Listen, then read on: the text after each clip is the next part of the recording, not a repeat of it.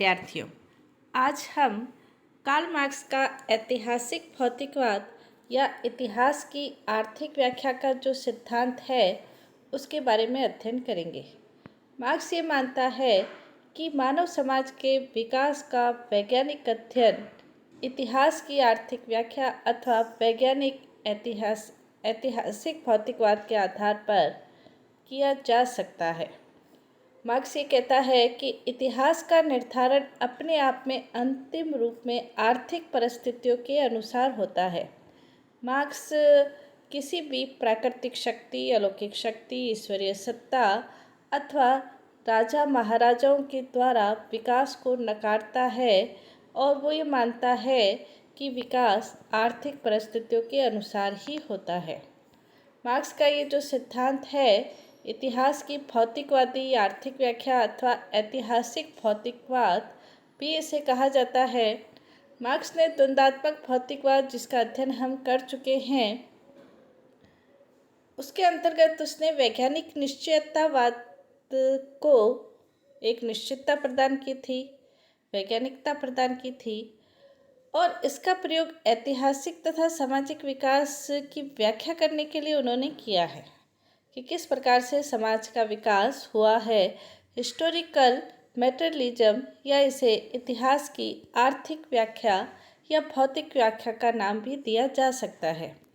हालांकि मार्क्स इसे ऐतिहासिक भौतिकवाद कहते हैं, लेकिन वेपर ये मानते हैं कि भौतिकवाद जो नाम है वो भ्रमपूर्ण है, क्योंकि भौतिक शब्द चेतनाहीन पदार्थ के लिए यूज होता है, जबकि मार्क्स ने जो व्याख्या की है मानव समाज के इतिहास की, उसके अंतर्गत जो सामाजिक परिवर्तन की बात कहते हैं कि वो आर्थिक कारणों से होता है, तो इसमें चेतना होती है। इसलिए वेपर इसे ऐतिहासिक भौतिकवाद नहीं कहकर इतिहास की आर्थिक व्याख्या का नाम देते हैं और ये प्रसिद्ध भी है। कॉल भी ये कहते हैं कि इसे आर्थिक व्याख्या के नाम से संबोधित करना चाहिए। मार्क्स का ये विचार है कि इतिहास राजा, महाराजा, रानी, सेनापति, विजेताओं की कहानियाँ मात्र नहीं हैं, उनकी गाथाओं का गान मात्र नहीं है। इतिहास की सभी घटनाओं का वो कारण आर्थिक ही मानते हैं, घटनाओं का परिवर्तन का कारण वो आर्थिक ही मानते हैं। किसी भी समाज, राजनीतिक संगठन, न्याय व्यवस्था को समझने के लिए वो आर्थिक ढांचे का ज्ञान ही आवश्यक मानते हैं। इसके अंतर्गत मार्क्स नैतिकता, धर्म, प्रकृति, जनसंख्या, राष्ट्रीयता को नहीं मानते, वो केवल इसके अंतर्गत आर्थिक कारकों को ही महत्व देते हैं।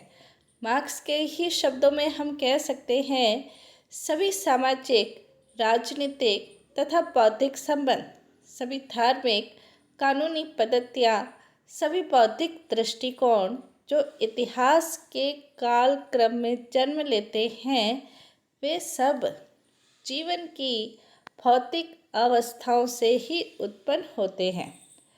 कार्ल मार्क्स इसकी परिभाषा देते हुए लिखते हैं कि ऐतिहासिक भौतिकवाद एक दार्शनिक विज्ञान है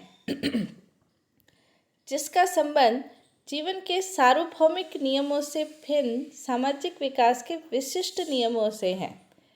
एम सिदोरॉय के शब्दों में भी हम इसकी अध्ययन कर सकते हैं। इसके अलावा स्टर्लिन ने भी ये कहा है, ऐतिहासिक भौतिकवाद समाज के इतिहास का विज्ञान है। लेनिन ने ऐतिहासिक भौतिकवाद को वैज्ञानिक चिंतन की महान सिद्धि बताया है। ऐतिहासिक भौतिकवाद के अंतर्गत या इतिहास की आर्थिक व्याख्या के अंतर्गत मार्क्स मानव समाज के इतिहास को और भविष्य को भी 6 भागों में बांटते हैं। मार्क्स ये मानते हैं कि प्रत्येक अवस्था के अंतर्गत व्यक्ति को रोटी, कपड़ा, मकान, वस्त्र इत्यादि चाहिए और उसके जो उत्पादन के जो तरीके हैं, जो साधन हैं, वो उसके संबंधों को निर्धारित करते हैं। उत्पादन के साधनों में जो परिवर्तन होता है, उससे संबंधों में परिवर्तन होता है और उससे जो सामाजिक व्यवस्था है उसमें परिवर्तन होता है। और इस प्रकार से ये जो इतिहास है वो मार्क्स ने अपने अनुसार 6 भागों में विभाजित किया है। पहला, आदिम साम्यवादी युग, प्रिमिटिव कम्युनिज्म। दूसरा, दास युग, सेल्फ सोसाइटी। सामंती युग, फेडरल सोसाइटी। पूंजीवादी युग, सर्वहारा के अधिनायकत्व का युग, साम्यवादी युग। इन 6 भागों में न सिर्फ बांटा है बल्कि जब से मानव सभ्यता का विकास हुआ है तब से लेकर भविष्य तक उसने इन सब का विस्तृत वर्णन किया है। ये आपके कंपटीशन एग्जाम से के लिए अति महत्वपूर्ण है।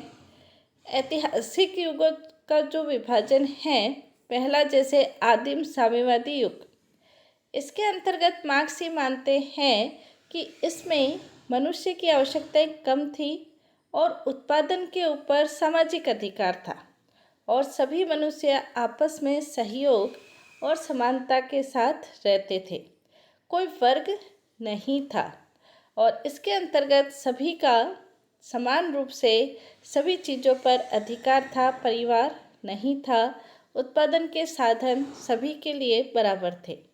यह आदिम साम्यवादी युग, लेकिन ये युग अधिक समय तक नहीं चला और धीरे धीरे आदिम साम्यवादी जो समाज था उसमें परिवर्तन आने लगा और उत्पादन के जो साधन हैं वो उनके ऊपर कुछ शक्तिशाली लोगों ने अधिकार कर लिया और जो निर्बल रहे उनको शक्तिशाली लोगों ने अपना दास बना लिया और आजीविका के साधनों पर स्थायित्व के आधार पर दासता का युग प्रारंभ हुआ। इसमें कबीले बने और कबीलों की आपसी लड़ाइयाँ होने लगी। जो हार जाते थे उनको दास बना लिया जाता था और उस युग में जो स्वामी है वो दास का शोषण करने लगे। धीरे धीरे दास अवस्था सामंती अवस्था में प्रवेश किया और अब जो आजीविका का साधन है वो कृषि हुआ। कृषि युग के भूमि के स्वामी सामंत कहलाए और उनको युद्ध, आमोद प्रमोद इनमें अपना समय व्यतीत करने लगे। तो कृषि को जोतने के लिए किसानों से वो कृषि अपना भूमि अपनी ज़मीन जोताने लगे और बदले में उनको कुछ कृषि का ही भाग देने लगे। कुल मिलाकर उनकी स्थिति लगभग दासों जैसी ही थी। फिर मशीनी युग प्रारंभ हुआ, औद्योगिक विकास हुआ। अब जो अवस्था बनी वो पूंजीपति और श्रमिक वर्ग बनी। अब जो श्रमिक थे वो अपने श्रम को बेचने लगे, उनके बदले में उनको पैसे मिलने लगे, लेकिन वो बहुत कम थे। पूंजीपति वर्ग श्रमिकों का शोषण करने लगे। इसके बाद धीरे धीरे मार्क्स ये मानते हैं कि पूंजीवाद का धीरे धीरे क्योंकि केंद्रीयकरण होने लगा, पूंजी कुछ हाथों में ही सिमट कर रहने लगी, शोषण, अन्याय, अत्याचार बढ़ने लगा और उसके कारण से श्रमिक क्रांतियाँ हुई और क्रांति के फलस्वरूप श्रमिक वर्ग का अधिनायक स्थापित हुआ। श्रमिक वर्ग के अधिनायक में श्रमिक वर्ग और पूंजीपति वर्ग में संघर्ष हुआ।